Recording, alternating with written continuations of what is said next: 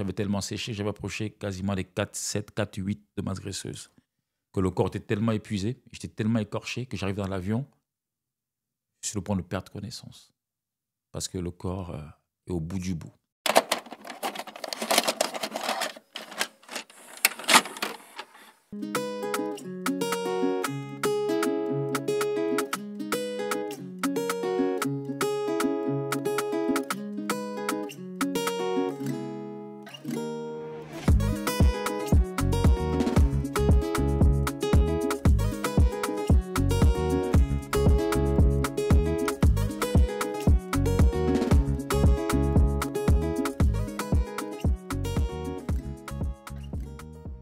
Hello tout le monde. Salut la famille. Salut tout le monde. Bienvenue sur le podcast C'est comment ? C'est comment ? Qu'est-ce que c'est ? C'est ton podcast où on évoque le ressenti et on laisse de côté les faits. Le tout animé par un frère et une sœur inséparables. Le rendez-vous, vous le savez, ça ne change pas, c'est tous les dimanches à 18h, un nouvel épisode avec un nouvel invité. Et comme d'habitude, vous pouvez retrouver ce format sur tous les réseaux, Apple Podcasts, Deezer, Spotify. On est aussi sur les plateformes de streaming, on est partout, Instagram, YouTube, TikTok, bref. Donnez-nous de la force. Aujourd'hui, on a un invité de qualité. Je suis très excité, j'ai envie de commencer rapidement. Je te passe la main, ma chère sœur. Et oui, aujourd'hui, vous le voyez, je suis entourée de deux hommes avec... Voilà, je me sens très petite, moi, dans cet épisode aujourd'hui. Nous recevons notre invité, vous allez voir, il est aussi fort physiquement que mentalement. Je suis sûre que vous allez apprendre plein de choses. Nous recevons aujourd'hui au micro de C'est comment Arsène Djomo Nankap. Hello. Hello, bonjour tout le monde. Comment vas-tu ? Très très bien. Oui. Ouais. Tu te sens bien ? En forme, très bien, bien accueilli. Merci. Avec plaisir. On est ravis de t'accueillir au micro de C'est comment. Merci d'avoir accepté l'invitation. Je sais que c'est Adrien qui a fait le pré-entretien avec toi. Comme je l'ai dit, il m'a vraiment fait des éloges à ton égard. Donc, du coup, je suis un petit peu impressionnée, je dois l'avouer. Mais je pense que ça va bien se passer.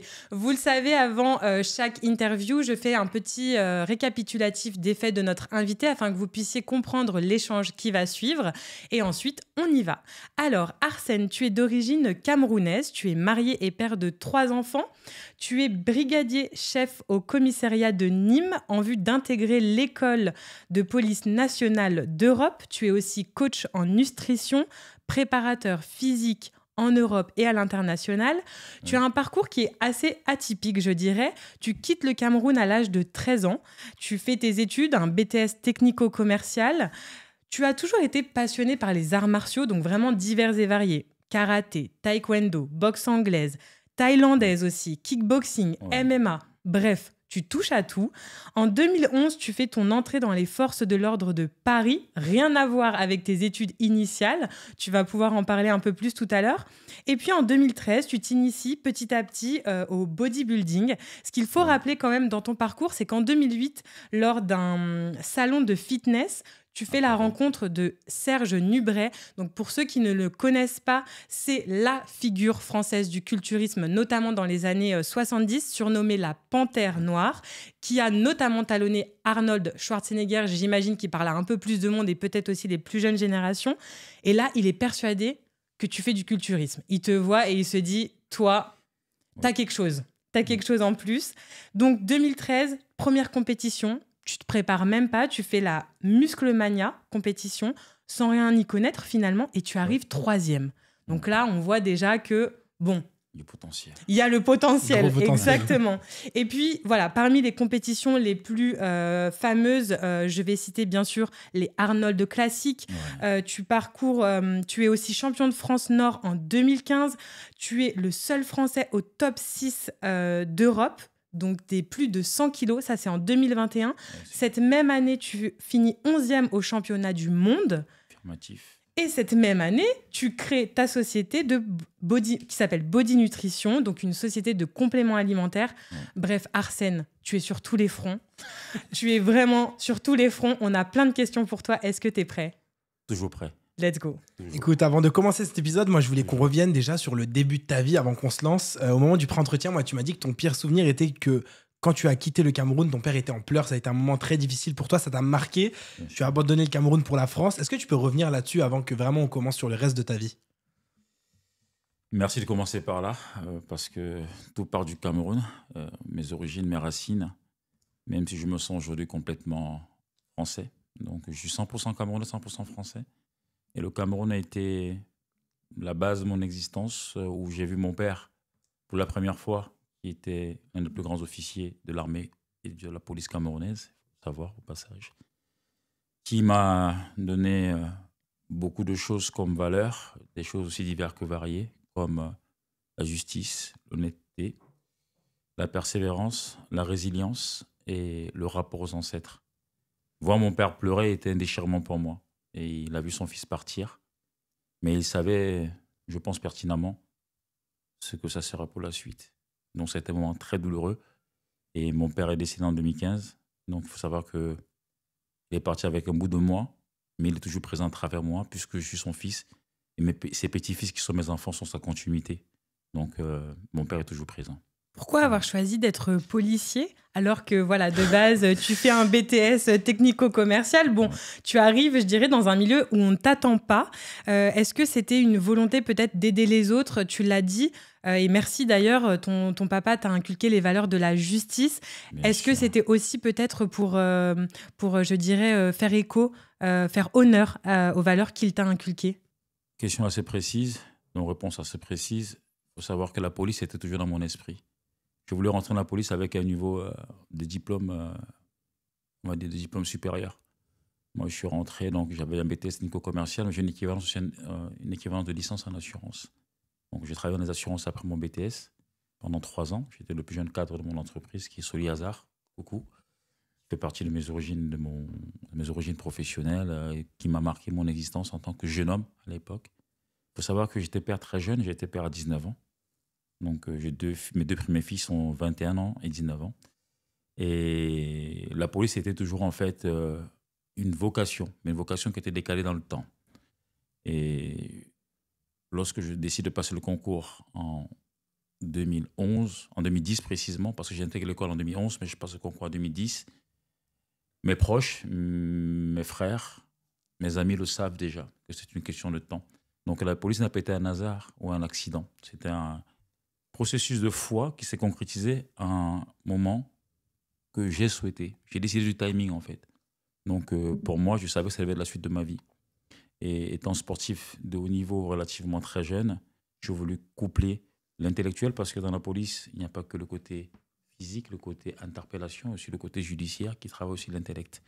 Donc, coupler les deux me permettait de rentrer dans la police avec des qualités physiques au-dessus de la moyenne, et en fait, pour réaliser en fait ma vocation, aider les autres.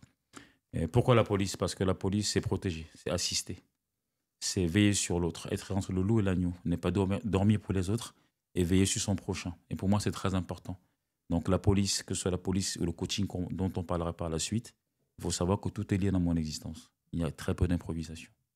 Et tout au long de ta carrière, du coup, tu as fait plein de compétitions, tu as fait les Arnold Classiques, Oui. championnat du monde, champion de France. Ouais. Avec tout ce que tu as vécu et par rapport à là d'où tu viens, qu'est-ce que tu ressens quand tu gagnes ces compétitions ou en tout cas quand tu obtiens des trophées? Qu'est-ce qu'on ressent quand on voit de là où on est parti, on a quitté le Cameroun et là on gagne des trophées à travers le monde et l'Europe? J'ai même envie d'ajouter aussi, je me permets Adrien, mais par rapport aussi justement à cette double culture, tu l'as dit en introduction et j'ai beaucoup aimé, je suis 100% français et 100% camerounais. Tout à fait. Tu es né au Cameroun, tu portes le drapeau de la France. Voilà, je viens un petit peu compléter ta question. Merci par rapport à beaucoup. ça. On est d'où on vit. L'attachement, mes origines camerounaises font partie de moi. Mais mes branches, mon tronc est français. Et la France, pour moi, est le pays qui m'a accueilli, qui m'a donné des opportunités. Et c'est un pays avec de grandes valeurs. Et moi, aujourd'hui, la double culture, pour moi, est une richesse. C'est toujours un apport en plus, jamais en moins. Comme disait Saint-Exupéry, loin de différer de toi, mon frère, tu m'enrichis. Donc, je parle de là, de ce postulat, d'être fier d'avoir des origines aussi diverses que variées. Lorsque je gagne un titre, d'ailleurs, j'étais au Cameroun, je suis reparti au Cameroun en 2021, j'ai été accueilli de manière exceptionnelle. Des vidéos encore sur YouTube, et je suis en chair de poule, où ils reconnaissaient l'un de leurs qui revenait en fait au Cameroun après tant d'années. Donc pour moi, être 100% français, être 100% camerounais définit ce que je suis. Au cours de ta carrière, tu as eu la chance de rencontrer Serge Nubret, Arnold Schwarzenegger, qui sont Oh là des là. figures du bodybuilding. Oh là là. Je sais que tu voulais absolument en parler, je savais que ça te ferait plaisir qu'on l'évoque. Si. Qu'est-ce que tu as ressenti quand tu les as rencontrés? Déjà, Serge Nubret, il faut savoir que l'anecdote est la suivante. Il y a un documentaire qu'on appelle Pompey Iron, qui est le plus gros documentaire sur le bodybuilding, le plus gros documentaire de l'histoire dans les années 70 qui a été établi. Il n'y a pas plus grand que ça. Et lors de ce documentaire, il y a un Français d'origine guadeloupéenne dans le reportage, Serge Nubret. Je regarde le physique, je regarde l'athlète, je regarde la sculpture sur pattes, dit la panthère noire. Je regarde le documentaire, je vois Arnold Schwarzenegger, je vois Lou Ferrigno, les plus grands de l'époque. Et quelques jours après, je me rends au salon du fitness à Paris et du bodybuilding. Dans la vie, il n'y a pas de hasard, il n'y a que des rencontres, des moments décisifs. Mais comme je dis, j'aime bien être maître de mon temps. C'est-à-dire que je gère mon timing de vie. Donc je rencontre Serge Nubret, qui est le plus grand culturiste français des années 70, qui est le numéro 2 mondial, qui talonne Arnold Schwarzenegger, qui le met en difficulté d'ailleurs, et qui reconnaît d'ailleurs dans le documentaire. Il dit ce n'est pas possible. Est-ce que c'est la loi de l'attraction qui fait que je regarde le documentaire 2 jours avant ou 3 jours avant, et je rencontre le mythe sur pattes, mais déjà vieux. Il était très vieux en 2008, il est fatigué, il est épuisé, il a une canne. Et je dis à mes potes, mes amis, je suis sûr que c'est lui. Ils disent non, c'est pas lui, c'est pas Serge Nubret, il n'a rien à faire ici. Et je le reconnais, je vais vers lui, je lui dis bonjour champion. Vous êtes bien Serge Nubret? Il me répond ceci. L'unique. Toujours. J'ai dit mes respects. Je m'incline devant lui. Il me dit non, redresse-toi. Il me pose la question, quelle fédération? Ben, je lui dis non, je ne fais pas de bodybuilding moi. Il dit non, dis-moi quelle fédération tu fais? Je lui dis je ne fais pas de culturisme. C'est vrai que j'ai toujours une sculpture très solide. J'ai toujours été athlétique. Même quand je boxais, je montais à plus de 100 kilos. J'étais chez les 95-100 kilos, même quand je fais du karaté, de taekwondo. Donc du coup, il me dit, mais c'est une erreur, jeune homme. Il me répond, erreur, jeune homme. Erreur. Je dis, erreur, pourquoi? Il dit, tu as tout le potentiel pour pouvoir être champion. Il faut y penser, il faut t'y mettre. Donc de 2008 à 2013, je ne fais pas de compétition. Je continue mes sports de combat, notamment la boxe thaï et le kickboxing. Et en 2013, je décide de faire Musclemania ou Musclemania en français, qui est une compétition internationale déjà. Et je fais 3e, je suis surpris. Et mes amis, mes proches, m'avaient déjà toujours dit que tu peux gagner le culturisme parce que tu as une culture de corps, tu as une densité physique déjà de base. Et ensuite, je vais et je me lance dedans pendant 10 ans. Et parlant d'Arnold Schwarzenegger, c'était la rencontre la plus, je pense sans doute la rencontre la plus foudroyante que j'ai eue dans mon existence de sportif de haut niveau. De rencontrer un mythe vivant, de rencontrer le Terminator, le Gouvernator, celui qui a bercé mon adolescence. C'est Commando, c'est Predator. Je le vois en face de moi et je viens à la compétition qu'il organise, qui est la plus grosse compétition au monde, après le championnat du monde, qui est l'Arnold Classic Europe. Et je fais le top 6, ce qui est énorme pour, entre guillemets, jeune bodybuilder, parce que je suis monté très vite dans ce sport-là. Et c'était des rencontres exceptionnelles parce qu'Arnold Schwarzenegger dépasse le sport. Il me rappelle moi. Il me rappelle moi parce que je pars du Cameroun, lui il part de l'Autriche. Il arrive aux États-Unis, il ne parle pas un mot de français. Mais quelques années plus tard, la seule différence, c'est qu'il est devenu milliardaire, moi pas encore. Le plus grand acteur, l'un des plus grands acteurs américains de films d'action, milliardaire, gouverneur des États-Unis. Il a toujours réclamé ses origines autrichiennes et sa nationalité américaine. Donc il me rappelle aussi un peu moi. Du moins, son histoire me rappelle un peu la mienne et je m'attache à la capacité de pouvoir s'adapter, la résilience qu'il a eue. Et voilà, pour moi, ça reste l'un de mes idoles. On voit quand même que Serge Nubret a été visionnaire quand il t'a vu cette première fois. Ouais, je pense qu'il a vu quelque chose que moi, je n'avais pas vu. Du moins, je pressentais que j'avais les qualités, mais il avait déjà vu les choses. Je crois que parfois dans la vie aussi, on a besoin, en tout cas, d'avoir un regard extérieur, parfois d'une personne qu'on ne connaît absolument pas, pour se rendre compte de choses dont on est capable. Ouais. Et en tout cas, ça a fait son petit bonhomme de chemin dans ta tête. Et puis, tu as fini par te lancer en 2013. Ouais. Tu as donc un parcours, voilà, comme on l'a dit. Et merci d'ailleurs par rapport à tout ce que tu as dit, parce que tu as pu bien préciser quelles étaient les étapes, en tout cas les compétitions auxquelles tu as participé. On se doute quand même que faire du bodybuilding, c'est beaucoup de douleurs physiques, beaucoup de douleurs psychologiques. On a reçu d'ailleurs, et je l'embrasse, Anissa, qui a fait aussi du bodybuilding, qui nous a parlé de cet aspect de sacrifice. on l'a vraiment très retenu dans son épisode. Tu as aussi été l'objet, voilà, de jalousie, une rigueur perpétuelle dans ta vie. Sûr. Qu'est-ce qui est le plus dur finalement dans ce parcours-là? Avant, je disais, c'est beaucoup de sacrifices. À un moment donné, je me suis dit, ce sont des choix. Ce sont les miens. Et en fait, je pensais me connaître suffisamment, mais le culturisme m'a révélé à moi-même. C'est-à-dire mes failles, c'est-à-dire que ça a poussé ma résilience à l'extrémité. C'est une rigueur 24 heures sur 24. Quand je boxais, j'allais boxer. Mais le culturisme est une discipline de 24 heures. C'est sur 24 heures. C'est pas sur 2 ou 3 heures d'entraînement. Il y a ce qui se passe avant l'entraînement, ce qui se passe après l'entraînement. Le culturisme était pour moi une découverte, une aventure dans le corps humain, dans mon corps. Je me suis senti par moments en phase ou en déphasage à des moments à cause de la difficulté des entraînements. J'étais sur le point de perdre connaissance. Je me rappelle que j'ai une anecdote, en fait. Ce qui se passe, c'est en 2019, premier tournoi à Londres Classique. J'ai tellement séché, parce qu'il faut savoir qu'il y a des protocoles pour pouvoir activer ou désactiver un corps, et surtout le sécher. C'est-à-dire qu'on va pousser la masse graisseuse pour les meilleurs en moins de 4%, entre 4 et 5% pour certains.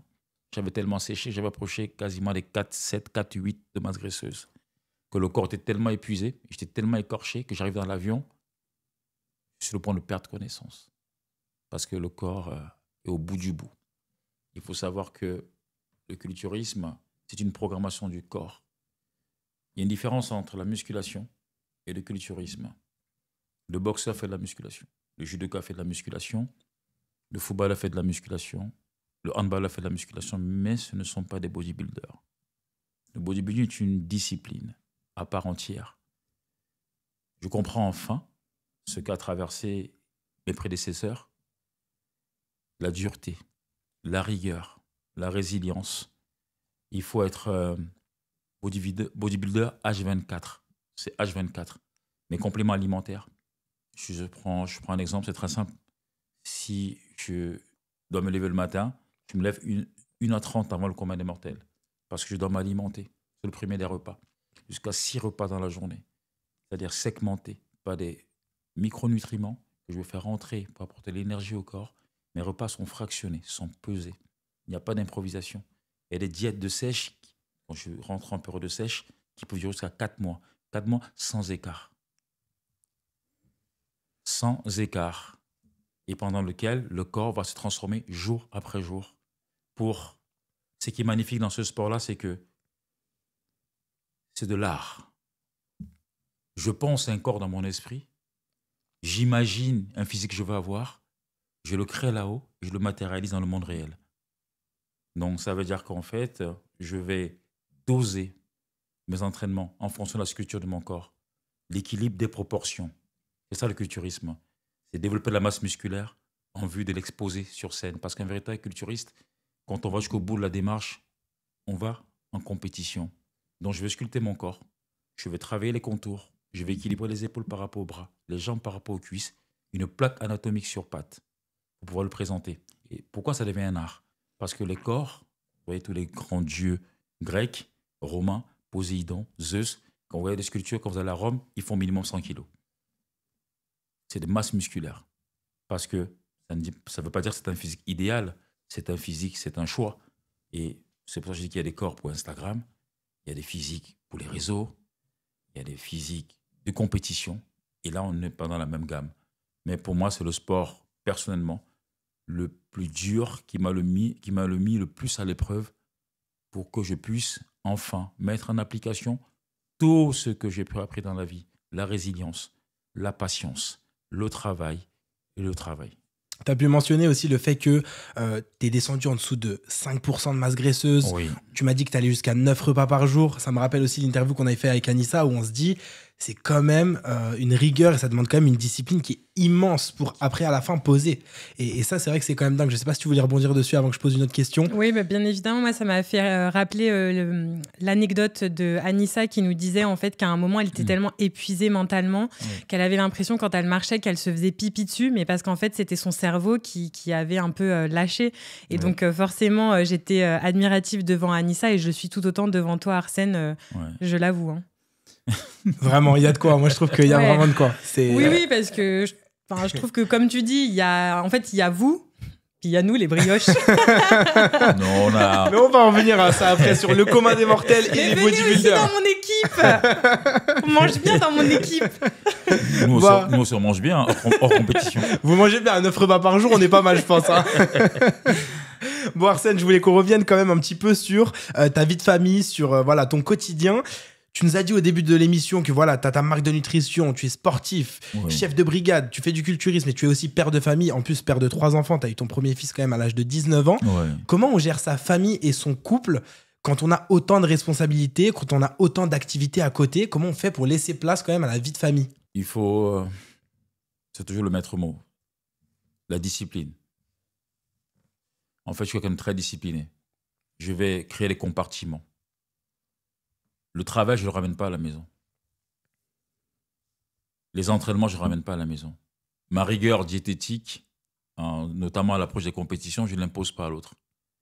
Que les personnes autour de moi mangent ce qu'elles veulent, moi, je n'ai aucun problème. Je n'ai pas de frustration.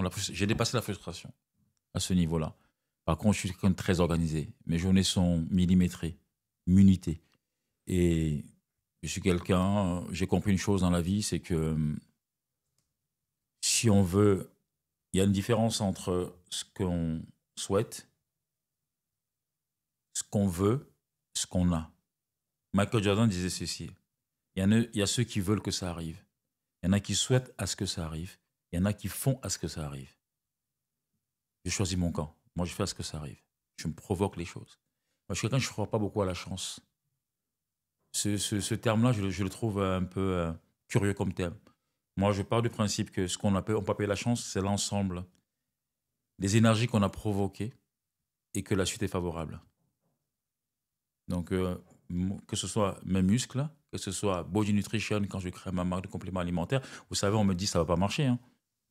Il y a plein de compléments alimentaires, il y en a beaucoup, il y a la concurrence partout, ça ne sert à rien. Tu vas perdre ton temps et perdre ton argent. Le seul combat que tu es sûr de perdre, c'est celui que tu ne fais pas. J'ai commencé, mes sites ont été piratés. Je sais d'où ça vient, mais peu importe. J'ai eu des attaques partout sur les réseaux. J'ai eu mon Instagram qui a été piraté parce que je pars du principe que certains se sentent en danger. Mais comme je suis quelqu'un de résilient, je ne lâche jamais. La résilience me permet toujours d'avancer. Que ce soit la vie familiale, quand je suis avec mes fils, je suis le père de famille. Quand je suis au travail, je suis dans ma brigade, chef de brigade, je suis le chef en brigade. Quand je m'entraîne à la salle, que j'appelle d'ailleurs le temple, quand je suis au temple, je suis au temple. J'essaie de créer des compartiments, mais tout est lié en fait. Le lien de tout ça, c'est l'énergie que je vais déplacer d'un endroit à l'autre. J'avais aussi envie de dire que le lien dans tout ça, c'est aussi l'amour finalement. L'amour de tes enfants, l'amour de ton travail, l'amour pour le sport, bien évidemment. Oui. Et ça amène donc à la question que j'avais envie de te poser, c'était quelle est la place de l'amour justement dans ta vie? Et donc, on avait mis quand même, et tu l'as très bien dit, n'est-ce pas finalement le ciment de tout ce que tu fais au quotidien? Bien sûr, l'amour et la passion. L'amour et la passion. La passion est une autre forme de l'amour. L'amour peut se manifester sous forme de passion. Et dans l'amour, dans le mot passion, il y a amour. Et l'amour aussi dans la passion. Donc, en fait, je suis quelqu'un de passionné. Je suis quelqu'un d'amoureux des autres, amoureux de la vie. J'ai le goût des autres, comme je dis souvent. Donc, en fait, toute une question d'amour. Mais ça demande parfois tellement d'énergie que, par moments, j'ai appris avec l'expérience, avec le temps, à pouvoir... pousser la méditation un peu plus loin, respirer un peu plus et apprendre à gérer. Au tout début, ça n'a jamais été évident. Parce que l'entraînement de culturisme, par exemple, ou de pied-point, quand on rentre avec les côtes fêlées voilà, une mâchoire qui a bougé un peu.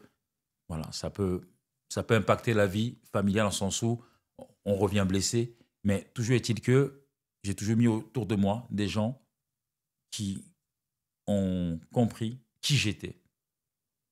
Il y a tous une ouverture qui disait que si tu veux savoir où tu vas, il faut savoir qui tu es.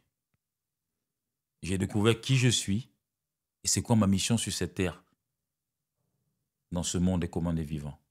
Donc, j'ai compris. Donc, c'est pour ça qu'en fait, ma vie, c'est, comme tu l'as très bien dit, c'est amour et passion. Il n'y a pas beaucoup de place à la chance. J'ai beaucoup aimé ce que tu as dit tout à l'heure et j'avais envie de rebondir là-dessus. Je suis sûre que toi aussi. Moi aussi. Vas-y, je te donne la parole. Ça m'a beaucoup marqué parce que moi aussi, je suis le premier à dire que beaucoup de gens laissent trop place à la chance, au destin. Ils se disent, oh, un jour, peut-être que ça viendra, peut-être que l'amour viendra, peut-être que le physique de rêve viendra. Et je parlais d'ailleurs avec un ami à moi à qui je passe un gros big up, Jordan, qui lui aussi est passionné de bodybuilding. Et il me disait, beaucoup de gens vont à la salle et se disent peut-être qu'un jour le physique viendra.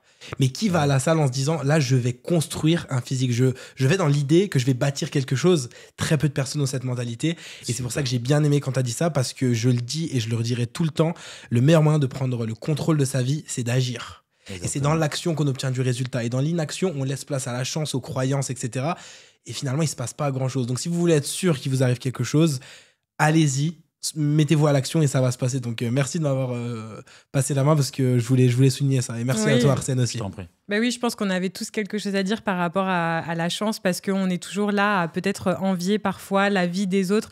Moi, je sais que j'ai vécu à l'étranger et on me disait « Ah, t'as de la chance de vivre... C'était au Portugal, t'as de la chance de vivre au Portugal, t'as de la chance. » Et moi, je répondais « C'est pas de la chance. C'est un choix que j'ai fait. Exactement. J'ai dû prendre mes valises, partir, tout quitter en 3 semaines. Est-ce que vous aurez laissé votre famille? Est-ce que vous aurez laissé votre appartement? Est-ce que vous aurez quitté vos amis, etc. » Peut-être pas, c'est pas une chance, c'est un choix.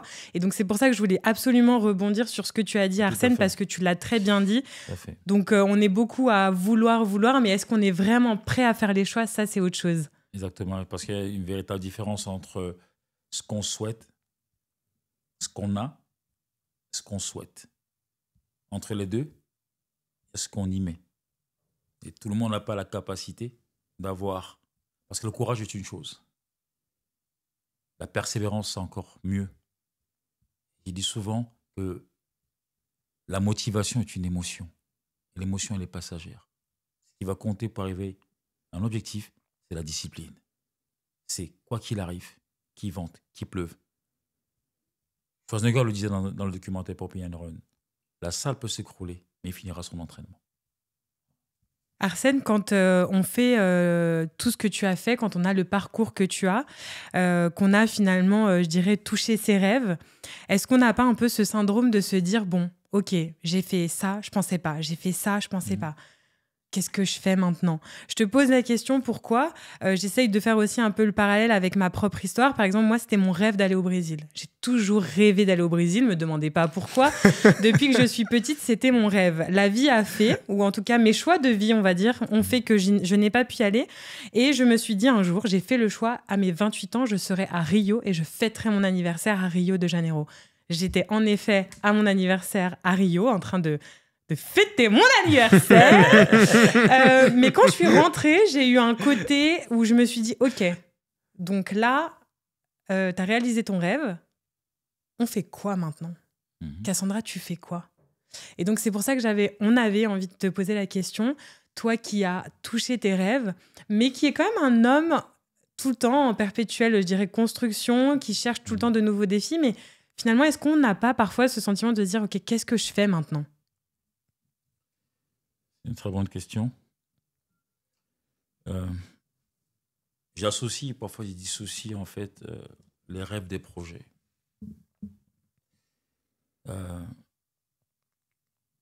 J'ai eu des rêves que j'ai accomplis, je vais matérialiser. Mais j'ai toujours un projet. Ce n'est parfois pas souvent un rêve. C'est des situations qui vont me donner des idées. Et des idées vont créer des projets. J'ai des rêves qui sont ce qui m'anime et m'accompagne depuis tout petit, depuis tout jeune. Mais en cours de route, je construis des projets. Mais moi, j'ai toujours un projet en sens où, moi, la suite, elle est déjà là. J'ai déjà commencé à écrire la suite. Développement des séminaires. Je je commence à construire mon équipe, tout doucement, des séminaires autour du sport, la nutrition et la santé. Parce que je pars du principe que le capital le plus important que nous avons, c'est pas le compte bancaire. Parce que parfois, l'argent va acheter des soins, pas la santé. Mais par contre, on peut être maître de sa santé. Parce que la plupart de nos maladies, à part la fatalité, est causée par notre hygiène de vie, notre style de vie, notre façon d'évoluer dans ce monde. Vont créer des maladies ou pas. Je prends l'exemple du cancer. On va vous expliquer que les 2 grosses causes du cancer dans ce monde, les spécialistes le diront, c'est la sédentarité, l'inactivité, le manque d'activité physique, le sucre et le stress. Je me sens trop concernée. Et je vous rassure, c'est un fait. J'ai les chiffres de l'OMS, si on veut. Et en fait, les séminaires me permettront, justement parlant d'amour, l'amour des autres, le goût des autres, d'apporter mes connaissances, mon expertise à travers quelque chose que je maîtrise, je pense que assez bien, qui est le sport, la nutrition, la préparation physique. Et par la suite, développer avec certaines personnes qui me proposent des projets, des podcasts autour de la nutrition, autour du sport, mais dans un volet sport-santé, pas forcément le sport-performance. Je fais le sport de performance. Mais ce qui devait être divulgué tel un virus, c'est le sport du quotidien. Voilà. Tu as été enlevé tout au long de ta carrière. Tu as eu beaucoup de jaloux. Il y a beaucoup de gens qui ont essayé de t'arrêter. Ça, c'est sûr. On parle de rigueur, on parle de discipline. Comment ne pas évoquer l'un de mes athlètes préférés, si ce n'est ma star préférée, Cristiano Ronaldo. CR7. On l'a évoqué, CR7, le fameux, le seul et l'unique. Et on l'a évoqué au pré-entretien, toi et moi. Et puis on se disait qu'il y avait son interview qui était quand même marquante où il dit tout le monde veut être comme Cristiano Ronaldo. Mais est-ce que vous êtes prêt à avoir la vie de Cristiano Ronaldo avec ses sacrifices, avec ses difficultés? Non. Et donc, moi, je voulais revenir avec toi là-dessus. Tu as été envié tout au long de ta carrière. Comment tu vis ça? Et qu'est-ce que tu penses de ces gens-là qui t'envient finalement? Quel regard tu portes là-dessus?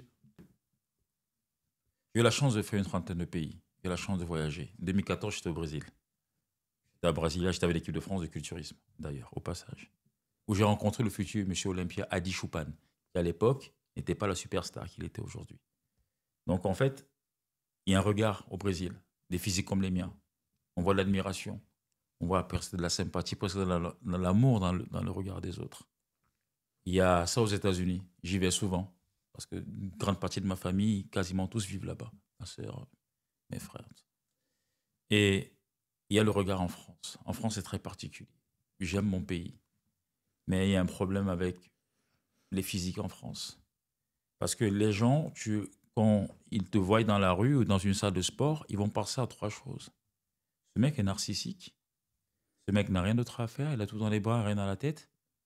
Et pourtant, j'ai accumulé tous mes diplômes, je suis à bac +4 parce qu'au passage, avant d'être en BTS technico commercial, c'est vérifiable ou vérifié. J'étais à l'université de Marne-la-Vallée.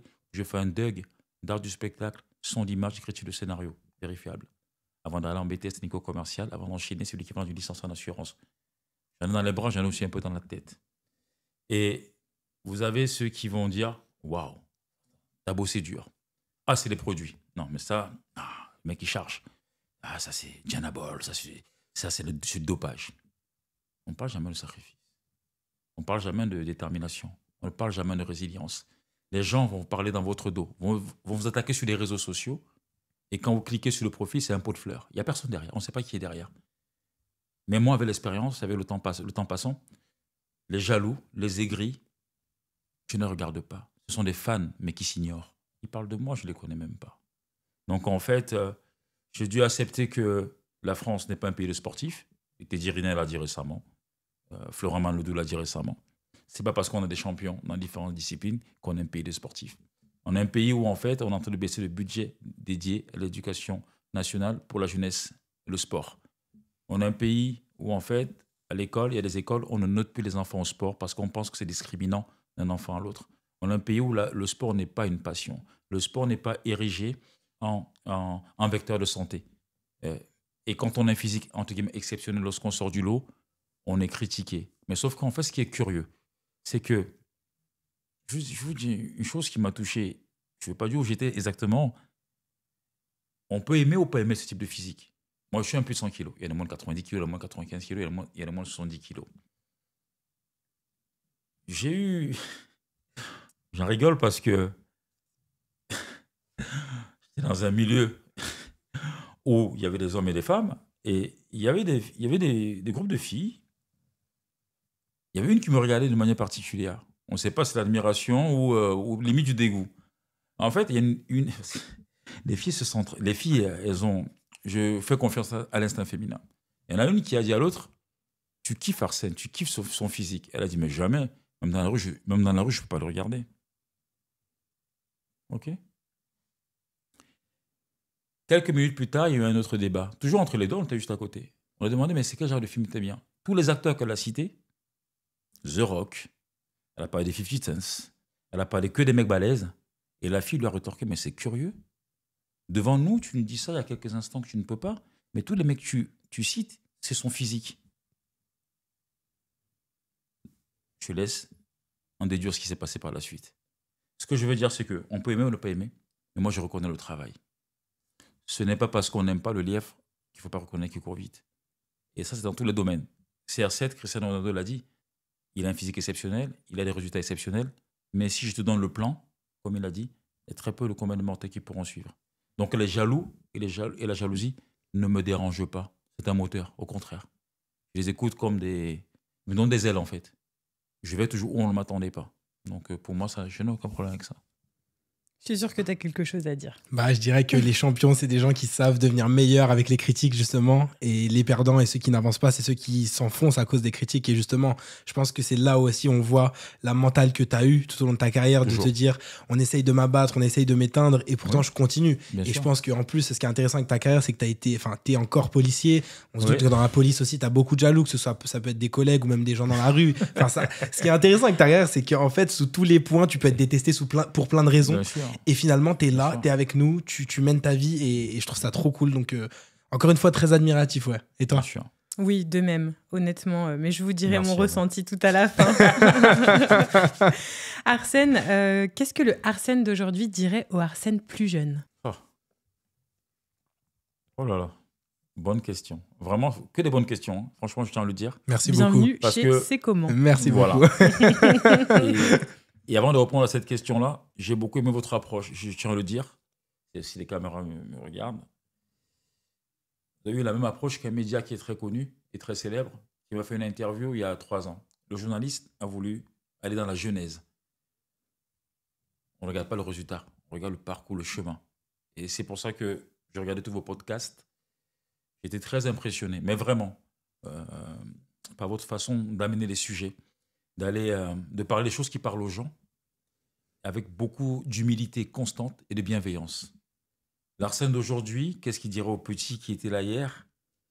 C'est pas mal. C'est pas mal ton parcours. Mais je sais que tu as encore beaucoup à donner. Tu es à peine à mi-chemin. Va sur le chemin de ta vie, construis ton existence, marque ton existence.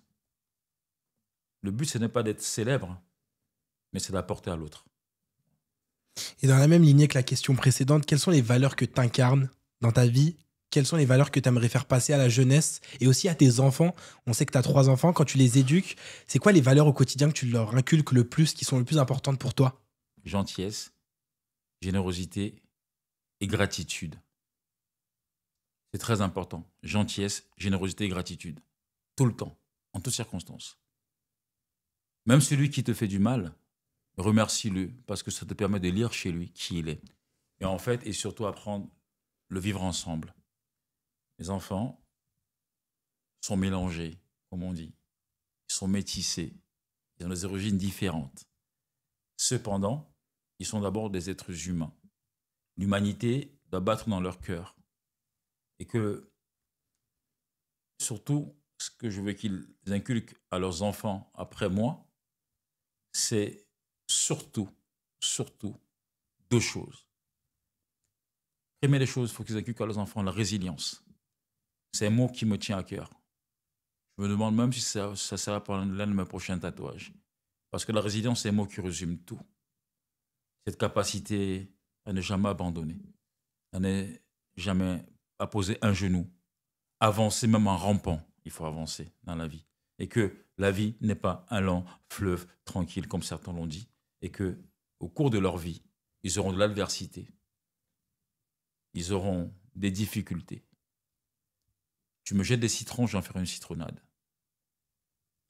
peu importe la difficulté, il faudrait qu'ils appliquent la résilience et qu'ils soient justes. Le mot juste, pour moi, est très important. La justice, ça fait quoi la police? Au sens premier du terme, justice, générosité, gentillesse, résilience. Ça devrait résumer leur vie par la suite. Voilà. Au moment du pré-entretien, tu as aussi utilisé le terme legacy, que je me permets du coup d'ajouter à tous les mots que tu viens de donner. Pourquoi c'est aussi important pour toi de léguer quelque chose? Voilà. Mais c'est tout ça. Pour moi, c'est important parce que quand on fait le passage dans ce monde, dans cette dimension, parce que je reste convaincu qu'il y a plusieurs dimensions dans ce monde, puisque je peux le résumer pour la simple raison que les chiens, les chats, les animaux entendent des fréquences que nous n'entendons pas. Donc ça veut dire que notre vision aussi elle est limitée, comme notre écoute. Dans la dimension où on est, en fait, il faut savoir qui on est. Et pour moi, ce que je dois léguer à mes enfants, pas que les miens, parce que tout ce qui vient dans ce monde, en tant qu'être humain, sont aussi quelque part mes enfants. On est la suite de l'humanité. C'est de léguer en fait la générosité, la même chose, la gentillesse, la résilience, et surtout, veiller sur les autres. On est le gardien des autres. Et que on se doit, en tant qu'être humain, de ne pas être dans l'ignorance, de ne pas être dans ce que j'appelle ignorer aussi l'autre, parce que ma mère dit souvent qu'il pleut sur le toit de tout le monde. Il pleut sur le toit de tout le monde. L'incendie qui commence chez le voisin, il ne faut pas regarder ça avec du mépris ou ça ne m'intéresse pas. Parce qu'il y a le vent. Et le vent va transformer parfois les flammes. Et les flammes qui vont arriver sur ta fenêtre. Donc en fait, l'autre c'est toi. L'autre c'est toi. Et que le vivre ensemble, pour moi, est la chose la plus importante. C'est très bizarre, mais je suis très émue par les réponses d'Arsène. Moi aussi, ça me touche grave. Ouais. Et ça fait énormément sens dans ma tête. Ouais, de toute façon, je l'ai senti. On fonctionne un peu comme des jumeaux, Adrien et moi. Ouais. C'était pas le but, mais c'est ce qui vient du profond de moi qui m'anime en fait en tant qu'être humain. Non, mais je trouve ça beau parce que tu as une belle philosophie et je trouve que ça s'inclut parfaitement dans le podcast C'est comment en fait et ça fait du bien d'entendre des mots comme les tiens. Enfin, moi, ça me fait beaucoup de bien. Ouais, tout à fait. Moi aussi, ça me fait beaucoup de bien. Et puis, je me suis dit que j'aurais aimé en fait connaître une personne comme toi dans mon parcours en tant qu'enfant, parce que j'aurais eu d'autres valeurs qui m'auraient peut-être poussé un peu plus loin de là où je suis aujourd'hui. On me fait pleurer là. En tout cas, voilà, c'est vrai que quand tu parlais des valeurs que tu souhaites transmettre aux générations, à tes enfants, oui, bien sûr. Je me suis dit. J'aurais bien aimé que ce soit, je sais pas moi, un oncle, un frère, peu importe, en tout cas quelqu'un que je connaisse quand j'étais enfant, parce que ça m'aurait motivée d'une autre manière que j'ai été motivée malheureusement dans ma vie. Enfin bref. Arsène, de quoi es-tu le plus fier dans ta carrière et quel regard tu portes sur cette carrière que tu as? Il y a tellement de choses, il n'y a pas qu'une seule chose en fait. Je ne peux pas le résumer à une seule chose, dans le sens où ce dont je suis le plus fier, c'est d'avoir été jusqu'au bout de ce que j'ai entrepris à chaque fois. Jusqu'au bout. Parce que ça n'a jamais été facile. Parce qu'il y a l'être et le paraître. J'ai mes proches qui me disent « Arsène, mais c'est curieux. T'es bizarre. » Même au boulot. On ne t'a jamais vu craquer, péter les plombs. T'es toujours une humeur constante. Tu ne passes pas tes nerfs sur quelqu'un d'autre. Mais ça ne veut pas dire que moi, je ne traverse pas des moments compliqués. En fait, je suis fier que malgré toutes les difficultés, les obstacles que j'ai eu sur mon chemin, ont été des opportunités pour me grandir. Et à chaque fois, ça a été la même chose. Et je suis fier d'avoir été jusqu'au bout. Et je ne suis qu'au début de quelque chose. Parce qu'on parle de legacy, léguer quelque chose à la génération d'après. Je suis toujours là-dedans, en ce sens où on se doit tous, en tant qu'être humain, d'avoir une mission sur cette terre. Pour ça, il faut découvrir qui on est. Ce que vous faites là, votre émission, vous allez découvrir une partie de ce que vous êtes pour pouvoir le mettre en place. Ce n'est pas une lubie, ce n'est pas un truc qui est tombé du ciel. Et ce que vous faites, c'est pour ça que quand je suis venu avec beaucoup d'envie. Beaucoup d'envie parce que j'ai eu le temps de regarder quasiment tous les podcasts. Au moins, j'ai regardé au moins une tous les 2-3 jours pour voir les différentes personnalités, de ce que vous apportez à l'autre, ce que vous apportez aux autres, à votre façon. Parce qu'il faut de tout pour faire un monde. Il faut des gens comme moi, il faut des gens comme vous. Parce que vous êtes des porte-parole, en fait.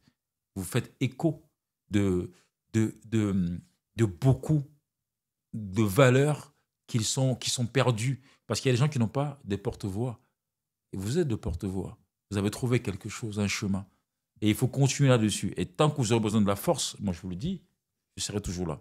Vous avez de la force pour un truc, un projet, dites Arsène, tu es où, tu en es où? Et voilà. Et j'ai quelques contacts. S'il faut appuyer sur des boutons, si je peux vous donner un peu plus de force, voilà. Parce que vous aussi, vous êtes la génération d'après. Après, c'est-à-dire vous êtes nés après nous. Donc, vous aussi, vous êtes aussi regardé sous forme de modèle. Et si vous pouvez être encore un porte-voix beaucoup plus puissant, rivaliser avec les plus grands podcasts de ce monde, moi, je serai l'homme qu'il faut si vous avez besoin de moi. Merci Arsène. Ça vient du cœur, c'est sincère. C'est vraiment sincère. Merci beaucoup. Merci beaucoup. Merci énormément. Comme je te l'ai dit, on est très, très honorés de te recevoir. Moi, comme je t'ai dit, Adrien m'a fait vraiment beaucoup d'éloges à ton sujet. Donc, j'étais très honorée. Aussi, j'avais un peu peur. Je me disais, il faut que je sois à la hauteur. Non. Et voilà, tout ce que tu dis, en tout cas, sache que ça nous va droit au cœur. On n'a pas l'habitude d'avoir des invités comme toi, je dirais. Non, mais moi aussi, je suis... ça me fait remonter des émotions qui viennent très très loin, de très très loin, parce que c'est tout ce pourquoi les médias comme les vôtres et les autres, quand ils me posent des questions sur qui je suis, qu'est-ce que je souhaite, qu'est-ce que je veux, qu'est-ce que j'apporte, ça remonte, ça part du Cameroun, de ma naissance à aujourd'hui, parce qu'il y a eu du chemin par là, il y a eu des moments compliqués, et heureusement, à un moment donné dans mon existence, j'ai eu une base très solide, par l'éducation de mes parents, par mon autoculture, parce qu'à un moment donné, je me suis cultivé par moi-même. Et c'est surtout aussi, par moments, le sport. Le sport m'a accompagné dans toutes mes galères, des galères extraordinaires. Peut-être qu'on aura l'occasion un jour d'en parler en off ou en direct, où le sport était le réceptacle, l'exutoire de toutes mes colères, mes frustrations, mes souffrances.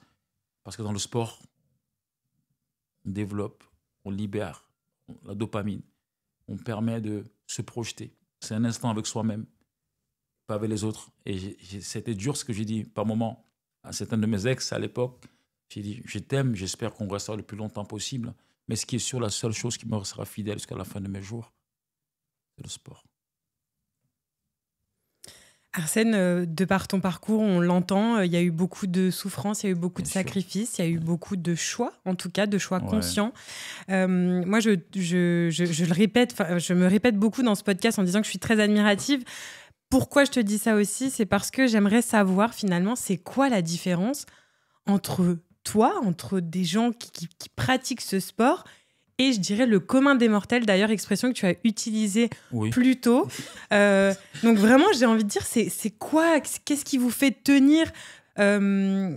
Moi, jamais, enfin, faut pas dire jamais, mais j'ai beaucoup de mal à me voir me sacrifier des mois comme ça. Moi, de toute façon, tu mets un gâteau sous le nez, c'est fini. Il disparaît en 2 secondes. Il est plus là, voilà. Et le gâteau disparaît en 2 secondes, tout à fait. Donc, la notion de sacrifice, par exemple, je ne l'ai pas. Toi, je sais que tu l'as un petit peu plus que moi. J'ai pas l'impression que ce soit autant poussé qu'Arsène, mais voilà, j'ai vraiment envie de comprendre, c'est quoi qu'est-ce qu'il y a en vous qui est différent des autres? Adrien, il l'a dit tout à l'heure. Ce qui caractérise certaines personnes comme des champions, c'est cette capacité de se dire, je visualise un objectif. Je ne change pas de direction, mais je peux modifier la trajectoire. Mais je ne change pas de direction. La direction, elle est là. La trajectoire peut être ceci ou cela, mais la direction reste la même. Ils n'abandonnent jamais. Les vrais champions n'abandonnent jamais. Et en fait, on n'est même pas obligé d'être champion. Pourquoi je dis ça? Il y a des champions du quotidien qui ne sont pas connus. Vous savez, en plus, mes origines m'aident aussi, parce que je viens d'un pays qu'on appelle, ceux qui savent, qu'on appelle communément le continent. Il faut savoir que Francis Ngannou, le champion de MMA, il est camerounais, Cédric Doumbé est camerounais, Nbili est camerounais, le meilleur handballeur français, Ngapet, est d'origine camerounaise, le capitaine d'équipe de France de basket, Denegio, est d'origine camerounaise. Et en fait, il faut savoir que c'est très particulier. Je suis né dans un pays où j'ai vu des choses autour de moi. J'ai vu des choses autour de moi, le bébé, le petit gamin. Il faut savoir que mon grand frère, a été champion du Cameroun minime à 11-12 ans déjà d'haltérophilie. Ma mère a dirigé les plus grands clubs de football au Cameroun. Mon père était un très, très grand sportif. J'ai grandi dans ça. Et en fait, de ça va naître quoi? La résilience. Et en fait, de là, il y a ce qui est inné, il y a ce qui est acquis. Et c'est les deux combinés qui font qu'en fait, quand moi je décide, quand je décide d'attaquer un objectif de musculation ou de compétition, je peux vous dire que je ne m'arrêterai pas. Peu importe que ce soit les galères financières. Et je crois, comme j'ai dit tout à l'heure, je ne crois pas à la chance.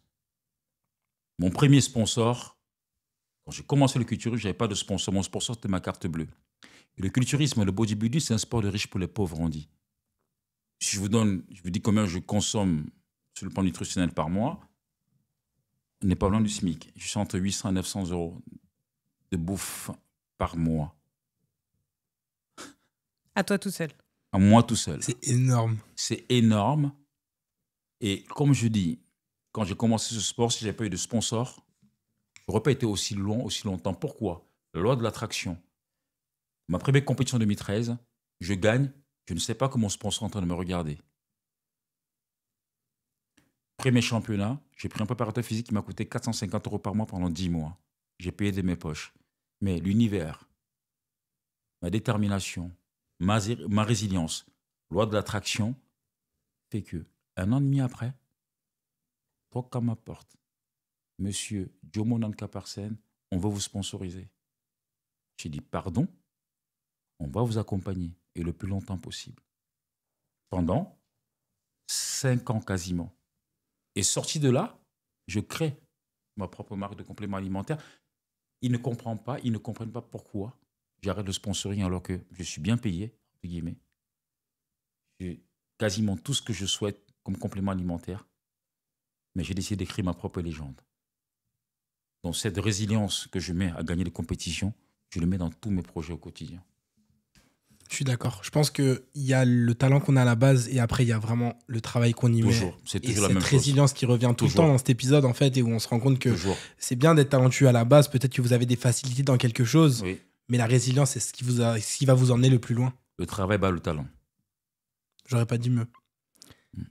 Est-ce que selon toi, l'humanité est bonne ou mauvaise? Avec tout ce que tu as vécu, que ce soit ton métier de policier, les jaloux, Oh là les là. compétitions, Oh là est-ce là. que pour toi, l'humanité dans sa globalité, elle est bonne ou mauvaise? L'humanité obéit à la loi de la polarité.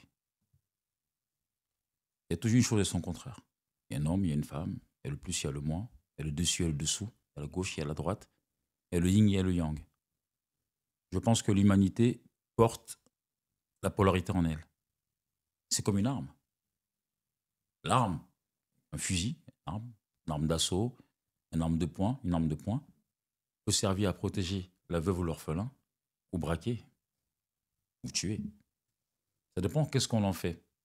L'humanité est faite comme ça depuis la nuit des temps. Nous sommes dans un monde de prédateurs, puisqu'on est dans une jungle urbaine, parce qu'en ce sens où il y a des parasites, il y en a qui profitent des autres. Il y a ce qu'on appelle la phagocytose chez les microbes, qui vont bouffer un corps. Tu as des gens qui vont user, abuser des autres. Tu as des gens qui sont machiavéliques, il y en a qui sont criminels, mais ça fait partie du monde. On ne peut pas, l'être humain n'est pas que mauvais, l'être humain n'est pas que bon. Et en fait, il y a une chose qui est sûre, c'est ce que j'inculque à mes enfants, ce que je vais leur léguer, la capacité de discernement. Et c'est surtout savoir s'entourer dans tout ce que vous entreprenez. Il y a un célèbre rappeur qui dit que les aigles volent avec les aigles. Je répète souvent à mes fils ces derniers temps une certaine parole, que l'homme intelligent résout les problèmes et l'homme sage évite les problèmes. Et les problèmes vont être provoqués par qui? Toujours, vous allez regarder, analyser. Je le vois en police, je le vois dans le sport, je le vois partout autour de moi. Par vos proches. Ils sont jamais loin. Le fruit ne tombe jamais loin de l'arbre. C'est la même, qu'il soit pourri ou bon. Vous allez voir. Et en fait, dans ce monde dans lequel on est, j'essaie de me protéger un maximum parce que j'ai pris conscience qu'il y a des bonnes, il y a des mauvaises personnes. Et ça, c'est inévitable. Et même parmi vos proches, la famille. Donc, le plus important pour tout être humain, c'est la capacité de développer son instinct, son discernement et la capacité surtout à se dire, si tu es un fardeau pour moi, si tu es un poids pour moi, si tu es même de ma famille et que tu me crases et que je ne peux pas m'élever, je pars. Parce qu'au final, c'est dur ce que je veux dire, dans sa tombe, on est tout seul. Ça tombe, on est tout seul. Voilà. C'est ce que je dis souvent à Cassie et je pense que ça t'a fait tilt aussi quand il a dit cette phrase. Je te le dis à chaque fois, vivez pour vous parce que dans notre tombe, on est tout seul. Bien sûr. Arsène, j'ai une dernière question pour toi qui est vraiment assez spéciale aussi et je pense que ta réponse va être sympa aussi. Si maintenant tu pouvais obtenir une réponse absolue, une réponse certifiée à une question, ce serait quoi? Est-ce qu'il y a un sujet ou une question que tu t'es toujours posé? Et si là, aujourd'hui, je te donnais le moyen d'avoir la vraie réponse absolue, la vérité absolue, quelle question tu poserais? Qu'est-ce qui te questionne profondément? Aïe. Oh, moi, c'est sur l'après. Qu'est-ce qui se passe lorsque le souffle de vie s'arrête? Moi, c'est une question sur laquelle, personnellement, à mon petit niveau, j'y travaille depuis que j'ai conscience du monde dans lequel je vis. J'ai 40 ans, mais je pouvais, ça fait 27 ans, 28 ans, 29 ans ou 30 ans que je me pose la question. Je travaille dessus. C'est pour ça qu'en fait, je me posais la question tout à l'heure de savoir d'où vient ce mindset, cette façon d'être, ces cultures. J'ai poussé en fait ma spiritualité très très loin, très très tôt. J'ai commencé à explorer les 3 grandes religions très tôt. J'ai lu tous ces bouquins. Je les ai lus, je les ai appris pour comprendre le monde. J'ai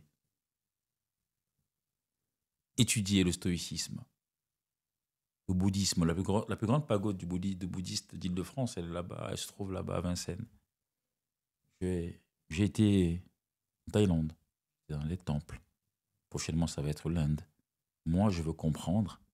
J'ai déjà le début de réponse de ce qui se passe après que le souffle de vie se soit arrêté. Et comme je te dis souvent, je crois que c'est en s'intéressant à la mort que parfois on comprend mieux la vie finalement. Affirmatif. Et on vit mieux en fait. Affirmatif. Arsène, j'ai une dernière question pour toi. C'est la question c'est comment? Si maintenant tu pouvais parler à l'humanité, là je te mets dans la tête de tous les êtres humains de cette planète, absolument tout le monde, on n'oublie personne, et tu peux leur dire quelque chose, mais malheureusement tu as 1 minute parce qu'après tu meurs. Qu'est-ce que tu leur dirais? C'est ça, bah oui, sinon c'est pas drôle. C'est presque brutal. Donc là, t'as 1 minute. Malheureusement, voilà. T'as eu une carrière incroyable, mais il faut que ta vie s'arrête. Tu meurs dans 1 minute. Qu'est-ce que tu dirais à l'humanité? Qu'est-ce que tu retiens de ta carrière, de voilà, ta philosophie, tout ce que t'as vécu? Tu retiendrais quoi là en 1 minute si tu devais faire vraiment un très court résumé finalement pour l'humanité? Memento mori. Souviens-toi que tu meurs. Tu meurs jour après jour. En fait, lorsqu'on naît, on meurt déjà. Donc, chaque seconde de ton temps, de ton existence sur cette terre, tu dois la consacrer déjà à une chose, à faire du bien autour de soi. Être généreux avec ceux qui sont généreux, être prudent avec ceux qui sont malveillants. Et une chose qui est très importante, c'est toujours apprendre à développer son instinct. Parce qu'en tant qu'être humain, l'univers nous a mis un instinct à l'intérieur de nous, qui est une réponse, qui est une vérité qu'on veut enterrer, qu'on ne veut pas voir. C'est là où parfois le bouddhisme, je ne vante pas une religion ou une philosophie, découvre qui tu es pour élever qui tu es. Et lorsqu'on va prendre, tout être humain va prendre conscience de ce qu'il est dans ce monde, lorsqu'on saura enfin quelle est notre mission, parce que c'est souvent ça, c'est que le commun des mortels parfois se trompe de chemin, empruntent des chemins, font leur vie en fonction des autres. Jamais j'ai fait ma vie en fonction de quelqu'un. Par contre, je sais m'adapter à toute personne que je rencontre, que ce soit dans mon cadre de travail de policier, que ce soit dans mon cadre de coach, de préparateur physique. Et c'est surtout une chose qui m'anime toujours. On n'est pas seul. On est un élément parmi tant d'autres. L'humain détruire cette planète. Parce qu'on dit souvent de sauver la planète. Mais il faut sauver l'humain de l'humain. D'abord, parce que c'est l'humain qui provoque la grande partie de ce qui lui arrive. Donc, j'aimerais que les générations d'après, que le monde entier, ceux d'aujourd'hui, comprennent une chose, c'est que, comme disait Nelson Mandela, on est capitaine de son âme, on est maître de son destin. Ne laissez pas la chance décider pour vous. La différence entre vous et l'agneau ou la vache qui est dans une prairie, elle va mourir. Elle ne peut pas choisir de son destin. Mais nous pouvons choisir notre destin. Notre destin se construit jour après jour. Et le seul combat qu'on est sûr de perdre dans son existence est celui qu'on ne fait pas. Donc, si vous avez des objectifs, si vous avez des rêves, si vous avez des envies, donnez-vous les moyens de les réaliser. Ne laissez pas la chance choisir pour vous. Je crois qu'Arsène, tu pouvais pas me faire un plus beau cadeau que de répondre Memento Mori, ce tatouage que j'ai sur le bras droit et une philosophie que je prône. Je savais pas que tu l'avais. Bah, tu vois, tu savais même pas et pourtant je l'ai tatoué là et je le dis souvent à Cassim, mais je crois que c'est l'une des valeurs moi qui dicte chaque jour. Chaque jour, en fait, bien sûr. Je me rappelle que je vais mourir, je me rappelle que rien ne reste. Oui. Et je crois que c'est ça qui fait de moi un meilleur homme chaque jour. Donc, Bien sûr. tu pouvais pas me faire un meilleur Bien cadeau sûr, que de bien terminer sûr. l'épisode comme ça. Donc, Bien sûr. merci beaucoup, Arsène. Bien évidemment, ça m'a fait sourire quand il a dit ça. Mais au-delà de ça, moi, j'ai aussi envie de dire, le dessin que tu as mis, c'est quand même une main humaine et la main d'un squelette pour justement rappeler la vie et la mort. Parce que souvent, tu dis la phrase, mais on en oublie le dessin aussi. Très, très beau. Qui Je a- ne Merci l'avais pas beaucoup. vu. Merci beaucoup. C'est une philosophie qui est très forte pour moi et t'entendre dire ça en dernière phrase, c'était parfait. Non, parce que c'est des choses qui m'animent et c'est mon expérience de la vie qui me l'a appris relativement tôt et les épreuves traversées, les épreuves vécues, les gens rencontrés. Vous savez, quand vous rencontrez des gens, il est midi à 20h, vous découvrez que vous apprenez qu'ils ne sont plus là. Ça calme. Ouais. Je vous dis, ça calme. Je suis d'accord. On n'est que de simples mortels, on n'est que de passage sur cette terre. Mais je reste toujours à croire que demain est un autre jour. Donc je la vis pleinement celle d'aujourd'hui, sans oublier que, voilà, demain est un autre jour et quelque chose que j'ai vécu aujourd'hui. Je sais que chaque jour qui passe me rapproche de la fin. Parfois on dit un jour de plus en moins. Magnifique. et quand on s'est connu avec Arsène, je me souviens que l'une des premières choses qu'il m'a dit, c'est il m'a dit il n'y a pas de hasard, on rencontre jamais les gens par hasard. Jamais, je crois pas. Et- Ça n'existe pas le hasard. Et là, t'en es la preuve aujourd'hui Non. avec cette dernière question où finalement tu montres qu'on a beaucoup de points communs et je suis très très content qu'on ait fait cet épisode. Moi aussi, très contente de t'avoir rencontré. Merci beaucoup, Arsène, Ouais. pour toutes tes réponses. Un grand Le plaisir. micro est à toi. Est-ce que tu as quelque chose à dire avant que l'on clôture cet épisode? Comme on l'a dit, tu es un homme sur tous les fronts. Donc, je suis sûre que tu as des choses à dire à nos téléspectateurs, nos auditeurs. Mais déjà, je remercie les auditeurs, je remercie l'équipe de C'est Comment de m'avoir reçu ici, dans un environnement de calme et de paix, qui me rappelle un peu un cocon familial. Je me sens bien et ça m'a permis de m'ouvrir aux autres. Parce que les autres, c'est moi. Donc, comme je disais tantôt, j'aimerais, pour tous ceux qui le souhaitent, ceux qui le veulent, peuvent me contacter à travers mes réseaux, pour des raisons aussi diverses que variées, pour des conseils même juridiques, pour des conseils nutritionnels, je ne sais pas, pour me prévoir le coaching.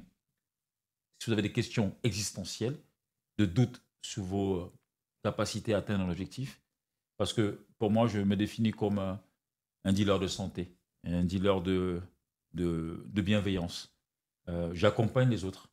Et c'est pourquoi j'organise un séminaire le 15 mars à Céris dans le 77, à la salle de sport Magifit. Donc, un boulevard Faraday, donc dans le 77. C'est un séminaire sur le sport, la nutrition, comment s'entraîner, le sport après 40 ans, avant 40 ans, le sport en préménopause, ça va intéresser beaucoup de femmes, pendant la ménopause, le sport santé, les blessures, de quoi peut prémunir le sport. Ça va être un moment agréable, magnifique, où on va pouvoir échanger toutes vos questions, tous vos doutes sur la prise de masse, la perte de poids, la silhouette à remodeler, le savoir comment manger, quantifier ses repas. Le fameux jeûne intermittent dont tout le monde en parle, mais personne ne sait grand-chose. Et à la suite, il y aura une dégustation des compléments alimentaires Body Nutrition, www.thebodynutrition.fr. Vous pouvez venir déguster les produits. Voilà. Donc, sur ce, je vous remercie à tous pour ceux qui vont regarder cette émission. Et n'hésitez pas à me poser des questions. Et je remercie encore 1000 fois C'est Comment de l'opportunité qu'ils m'ont donnée de pouvoir m'exprimer. Encore une fois de plus, je me tiens à disposition pour des projets, si possible, par la suite et donner la force. En tout cas, C'est Comment, c'est magique. Merci beaucoup. Merci beaucoup, Arsène. Ça nous fait hyper plaisir. Non, c'est super. Merci beaucoup. Merci, ma sœur. C'était un épisode incroyable. Merci à vous qui regardez cet épisode. On espère que ça vous a plu. On vous mettra bien évidemment tous les liens pour aller voir ce que Arsène fait pour son séminaire, sa marque de nutrition. On vous mettra tout ça en description. Ne vous inquiétez pas, je m'en occuperai. Voilà, n'hésitez pas à liker, commenter, partager cet épisode, cette émission. Parlez-en autour de vous. Je suis vraiment très content. C'était un épisode... très spécial pour moi. Je ne sais pas comment toi tu l'as vécu, mais j'ai senti beaucoup d'énergie, beaucoup d'émotions. J'ai été touché. Je suis un peu bouleversé, mais ça m'a fait beaucoup de bien. Merci Arsène. Vraiment, on ne regrette pas du tout de t'avoir fait venir. On a eu beaucoup de chance de t'avoir dans l'émission. Ouais, je t'en prie, je vous en prie. Et c'est un vrai plaisir. Et vraiment, je suis pas prêt d'oublier cet épisode, croyez-moi. Je te passe la main, ma chère sœur, pour terminer cet épisode qui était incroyable. Oui, en effet, je crois qu'avec tout ce que vous avez dit tous les deux, j'ai pas grand-chose à rajouter. En tout cas, je t'ai senti très ému, mon frère. Donc, il est temps, je crois, de clôturer cet épisode. On va les manger. En tout cas, j'espère que vous avez appris beaucoup de choses, que ça vous a permis aussi de découvrir la personnalité de Arsène, d'aller aussi au-delà du physique. Moi, j'ai bien aimé tout ce que tu as dit par rapport à la mentalité en France. Je crois qu'on a des petites choses à changer. En tout cas, j'espère que le podcast C'est Comment vous fait du bien. Si ce n'est pas le cas, vous avez juste à tracer votre chemin.